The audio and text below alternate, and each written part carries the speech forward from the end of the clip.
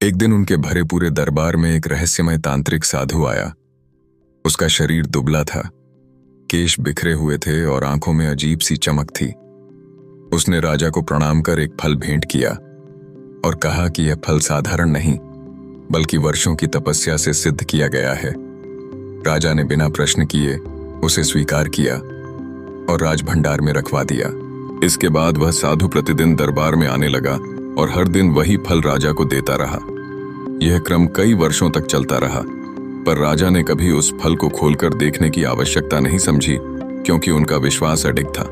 एक दिन जब राजभंडार की सफाई हो रही थी तो एक फल नीचे गिरकर टूट गया और उसके भीतर से चमकते हुए अनमोल रत्न बाहर आ गिरे।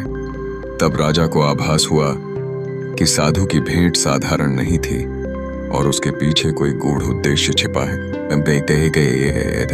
उसी रात साधु फिर आया और बोला कि अब उसकी महान साधना पूरी होने वाली है और इसके लिए राजा को उसका साथ देना होगा।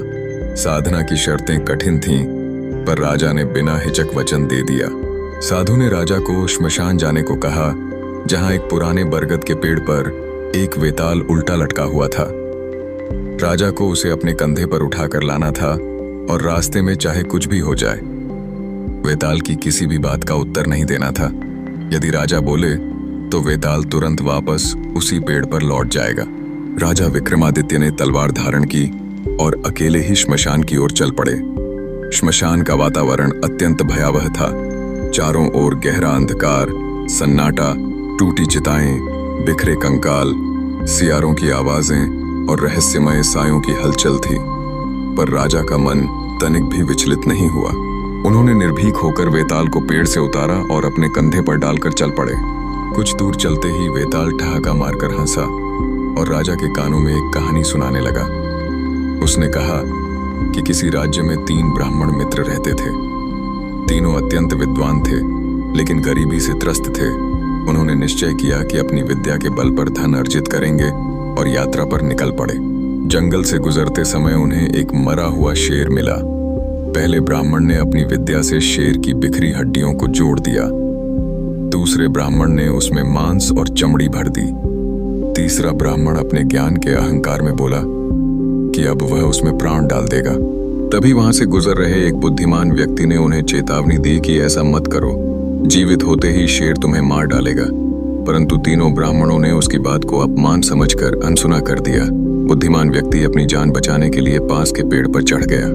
जैसे ही तीसरे ब्राह्मण ने मंत्र पढ़कर शेर में प्राण डाले, शेर जीवित हो उठा और अपनी स्वाभाविक हिंसक प्रवृत्ति के कारण उसने तीनों ब्राह्मणों को मार डाला।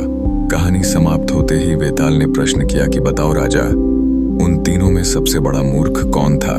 राजा विक्रमादित्य जानते थे कि उत्तर देने से उनका वचन टूट जाएगा, पर सत्य जानते हुए चुप रहना उनके धर्म के विरुद्ध था। उन्होंने उत्तर दिया कि तीसरा ब्राह्मण सबसे बड़ा मूर्ख था, क्योंकि उसी ने प्राण डालकर मृत्यु को आमंत्रित किया।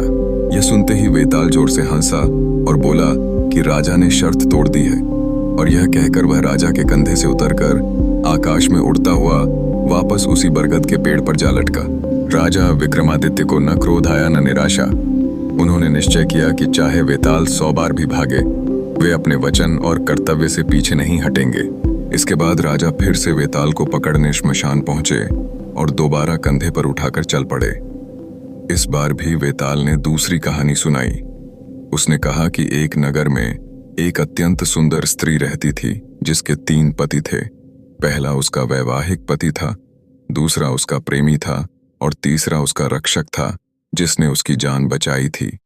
एक दिन दुर्भाग्य से उस स्त्री की मृत्यु हो गई। तीनों पुरुष शोक में डूब गए। वैवाहिक पति उसकी चिता के साथ जलकर मर गया। प्रेमी ने उसके लिए अस्थि अवशेष लेकर गंगा में प्रवाहित किए और रक्षक ने जीवन भर ब्रह्मचर्य का पालन कर उसकी स्मृति में तपस्या की। वेताल ने प्रश्न किया कि बताओ राजा, इन तीनों में सच्चा प्रेमी कौन था? राजा विक्रमादित्य फिर धर्म संकट में पड़ गए, पर सत्य के मार्ग से हट न सके। उन्होंने कहा कि सच्चा प्रेमी वह रक्षक था, जिसने जीवन त्यागे बिना जीवन भर त्याग का पालन किया। इतना सुनते ही वेताल फिर हंसा और राजा के कंधे से उतरकर वापस पेड़ पर चला गया। इस प्रकार राजा विक्रमादित्य की यह पहली और दूसरी वेताल कथा उनके साहस, सत्यनिष्ठा धैर्य और धर्मपालन की परीक्षा बन गई। और यह सिद्ध हो गया कि राजा विक्रमादित्य केवल एक योद्धा ही नहीं, बल्कि सत्य और धर्म के जीवंत प्रतीक थे।